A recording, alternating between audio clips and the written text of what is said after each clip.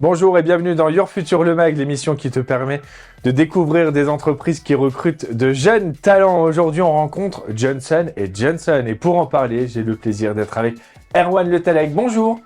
Bonjour. Merci d'être avec nous, directeur des ressources humaines Johnson & Johnson. Les recrutements chez Johnson & Johnson, on en parle dans sa recrute.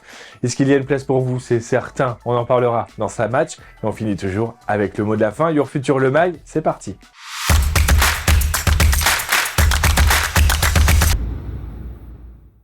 Erwan Le Tallec, si je devais vous demander de nous présenter Johnson & Johnson France en quelques mots pour celles et ceux qui nous regardent, qu'est-ce que vous leur diriez? Alors, Johnson & Johnson, c'est un laboratoire pharmaceutique américain qui a une cinquantaine de filiales dans le monde, dont la France. Laboratoire pharmaceutique, ça veut dire quoi? Ça veut dire que c'est un secteur d'activité dans lequel on est en charge de préserver et trouver des médicaments pour améliorer la santé de nos patients.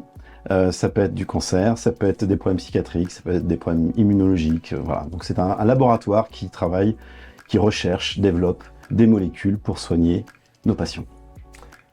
Grandement important, donc, voire incontournable. On va parler de cette révolution digitale, notamment avec l'impact de l'intelligence artificielle. Quelle place elle prend au quotidien chez Johnson & Johnson France? Comment vous allez l'intégrer au quotidien dans votre travail? Alors, ce qu'il faut savoir, je pense, c'est que on parle de révolution digitale, mais en fait, on est déjà dedans. C'est-à-dire qu'elle n'est pas devant nous. En fait, on a déjà aujourd'hui des outils de Generative AI, d'intelligence artificielle, qui créent de la donnée. Ça peut être du contenu, ça peut être aussi des vidéos. Par exemple, nos praticiens en bloc opératoire s'entraînent sur des interventions chirurgicales avec un univers de métaverse. Donc c'est déjà quelque chose qui existe. On a aussi des moteurs de recherche intelligents, des chatbots qui viennent vous aider sur des problématiques informatiques. On a des chatbots aussi dans nos process de recrutement. Donc c'est déjà quelque chose qui est en cours. Ce qui est vrai, c'est que toutes les études montrent, il y en a une notamment qui est assez intéressante, l'année dernière, Deloitte a produit une enquête sur la révolution digitale pour le monde de la santé. Il y a 3 éléments peut-être marquants que je voudrais citer. Le premier, c'est que le plus important pour notre activité, c'est la rapidité de mise sur le marché. Lorsque vous souffrez d'une maladie, évidemment, le temps presse. L'intelligence artificielle et la capacité pour nos centres de recherche à accélérer cette mise sur le marché va être incroyable. On pense qu'on va gagner 30% de temps dans les 3 prochaines années. Deuxième chiffre, aujourd'hui, la médecine, c'est une médecine individualisée. C'est en fonction de votre ADN, de votre karyotype, d'un certain nombre de données qui vous sont propres. Et l'accès à ces thérapies qu'on appelle ciblées va être multiplié par 3, on va multiplier par 3 le nombre de patients d'ici 3 ans. Et dernier chiffre qui est important, c'est ce qu'on appelle l'abandon thérapeutique. L'abandon thérapeutique, c'est quand vos soins sont trop lourds et vous les abandonnez. En fait, on pense qu'avec nos systèmes de modélisation, on va réduire de 10% cet abandon thérapeutique. Donc c'est un chantier qui est immense. Et en fait, mon rôle, moi, de DRH, je pense qu'il y a 3-4 éléments. Le premier, c'est vraiment la réflexion en termes de compétences. Le docteur Alexandre a sorti un livre qui s'appelle La guerre des intelligences, qui est un super livre, dans lequel, en fait, il explique bien que le DRH, aujourd'hui, il a pour fonction de gérer à la fois des investissements et des ressources. Qu'est-ce qu'on internalise? Qu'est-ce qu'on garde en externe? Qu'est-ce qu'on achète à l'extérieur de l'entreprise? Et à quel niveau on situe nos investissements? Est-ce que c'est au niveau du pays? Est-ce que c'est au niveau de la région? Et puis, dernier grand sujet, c'est un sujet plutôt de révolution culturelle. Le Covid et le travail à distance a vraiment accéléré ça, mais on a monté chez J&J un campus dédié à cette révolution digitale avec un programme dédié pour l'ensemble de nos collaborateurs qui apprennent par exemple à prompter. On sait que l'utilisation de ChatGPT, c'est une utilisation qui peut être efficace si on sait l'utiliser. C'est comme tous les outils. Or, le prompting, c'est quelque chose d'assez récent et ça s'apprend. Et donc, on a des parcours de formation pour l'intégralité de nos collaborateurs sur ce sujet du prompting, pour les aider à mieux utiliser cet outil. Le digital incontournable chez Johnson & Johnson France, la RSE aussi. On en parle dans sa match.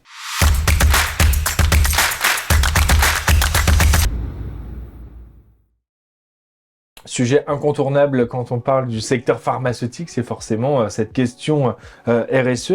Quels sont les engagements de Johnson & Johnson France sur la RSE et comment elles sont portées au quotidien? Alors, on a deux objectifs. On a des objectifs qui, quelque part, s'imposent à nous par l'évolution du cadre réglementaire. Et puis, on a des objectifs que nous, entreprises de santé, on se doit de faire. Notre objectif, il est simple, c'est une réduction de nos émissions de CO2 de 30% d'ici 2030. Donc 2030, c'est demain. Ouais. Ce qui est compliqué sur ce sujet, c'est qu'il est très large, parce qu'il intègre des éléments de protection de l'environnement, il intègre des engagements sociétaux, donc le périmètre est très large. C'est un sujet d'expertise. Quand on parle de décarbonation, quand on parle de bilan carbone, il faut des experts, il faut une gouvernance, c'est-à-dire des gens qui pilotent ça pour l'entreprise. Donc on a recruté des experts en 2022, on a créé 2 postes qui sont là pour nous aider dans ces objectifs. Et cette gouvernance regroupe l'ensemble des directions générales France.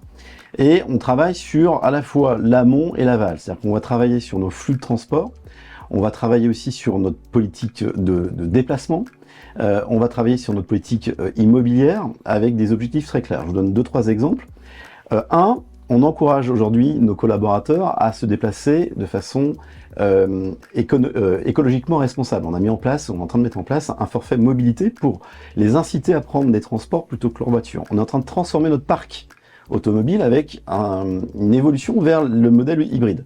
Sur la partie immobilière, on est en train de réduire en fait notre surface d'occupation. On va déménager pour un site beaucoup plus petit, avec une sobriété énergétique qui va être ancrée dans ces éléments-là. Et puis pour tout ce qui est déplacement professionnel, on a modifié notre politique de remboursement de frais pour favoriser notamment le déplacement en train et pas en avion. Dans quelques exemples. Chaque geste compte. Tout à fait. C'est important vraiment. Tout à fait. Et je pense que d'ailleurs le dernier élément peut-être pour compléter ça, c'est on a en fait nos collaborateurs qui sont extrêmement sensibilisés à ce sujet. Et on les a tous formés à un outil que je pense que vous connaissez qui s'appelle la fresque du climat, qui est un super bel outil. Donc l'ensemble de nos collaborateurs France ont fait cet atelier il y a 2 ans. Voilà, c'est aussi une démarche de sensibilisation derrière des actions un peu plus concrètes, un peu plus opérationnelles. Quand une entreprise s'engage, ça donne aussi envie aux salariés de s'engager plus longtemps. On va parler justement de l'engagement des salariés pour le mot de la fin.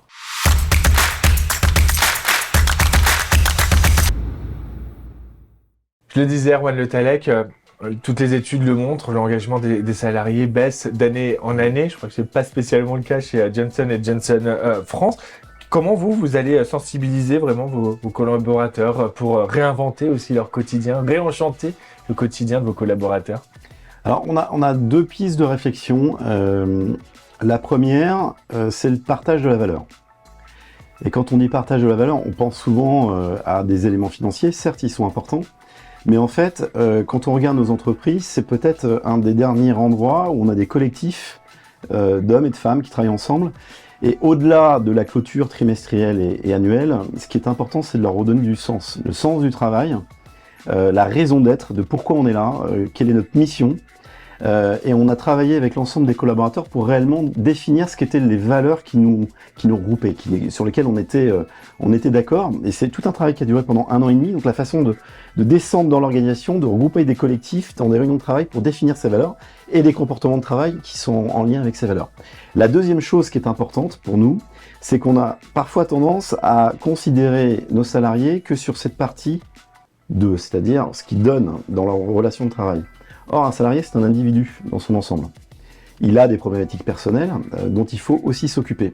Et donc, on investit de plus en plus de temps et d'argent sur le sujet de la santé mentale, le sujet du bien-être, le sujet de l'accompagnement des aidants. On donne des jours aujourd'hui pour que les personnes qui sont en situation d'aide puissent pouvoir être disponibles et s'occuper de leurs proches.